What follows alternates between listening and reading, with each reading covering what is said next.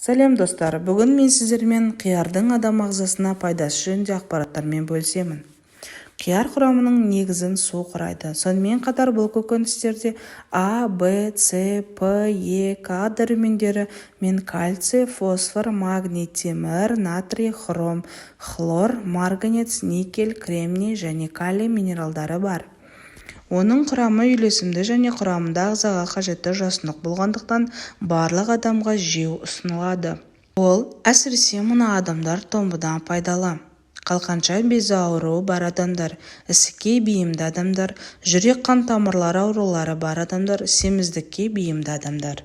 Қиярдың пайдалары: ағзадағы улы керексіз заттарды шығарады, артық салмақтан арылуға көмектеседі. Өйткені оның құрамында ағзадағы көмірсуларды майға айналдыруға жол бермейтін тартрондо қышқылы бар. Шаршағанды басады. Шаршағаныңызды тез арада басу үшін бір қияр жеу кофеден, шайдан немесе сусыннан жақсырақ.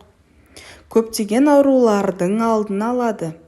Қияр қатерлі ісік дертінің пайда болу қаупін төмендетеді. Сонымен қатар, қанның құрамында холестерин деңгейі мен қан қысымының бір қалыпты болуын реттейді. Қияр шырыны ұйқы безінің инсулин болып отыруына көмектесетін гормоннан тұрады. Сондықтан да бұл көкөніс диабет ауруымен қиналатындар үшін таптырмас дәрумен. Денсаулықтарыңыз мықты болсын дей отырып, сіздермен ақпарат бөліскен Адам әнд тағам каналы. Сіздерден подписка и лайк, бізден ақпарат.